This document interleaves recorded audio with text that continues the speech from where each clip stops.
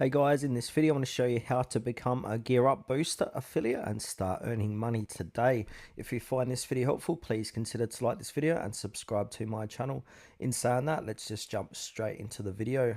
Alright, so what we first need to do is open up a web browser and head on over to gearupbooster.com. Once we're here, we need to click on the top of the page here which says affiliate with 50% commissions.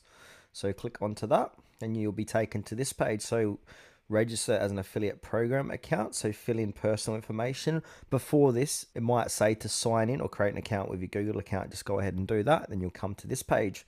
So from here, you want to put in your nickname and then fill out the URL of your personal page on social media such as YouTube, Facebook, Twitter, etc. And then for product game promotions, what promotion plan do you have, which is optional. Then click the terms and then click register. So I'm just going to quickly fill this out. Alright, it should look something similar to this, and then, but obviously with your name and your socials, then click register.